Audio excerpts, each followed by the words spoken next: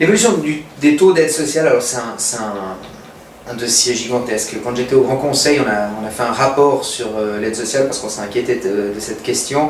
On a été voir les CMS, on a décortiqué la statistique de l'aide sociale.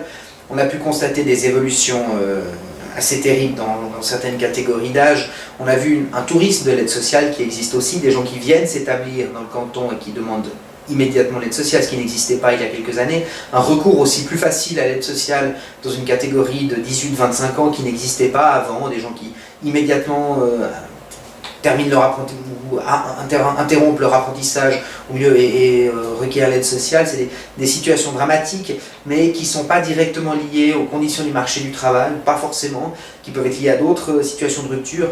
Et l'aide sociale qui était auparavant, quand je dis auparavant, je pense il y a 10 ou 15 ans, le dernier recours est quasiment devenu, pour beaucoup de gens, une assurance sociale comme une autre.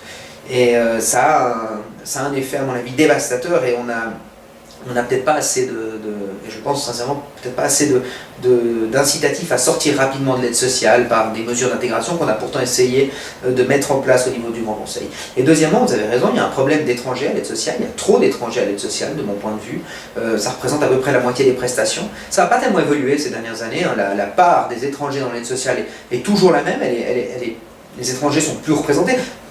Ça s'explique aussi par le fait qu'ils sont moins bien intégrés, c'est logique, mais cette part est à mon avis trop importante et il n'y a pas de raison qu'un étranger européen, alors si vous êtes requérant d'asile et que vous ne pouvez pas rentrer dans votre pays, c'est une chose, mais si vous êtes par exemple italien ou français, il n'y a pas de raison que vous soyez durablement à l'aide sociale. Ces prestations-là, vous devez aller les chercher dans votre pays d'origine.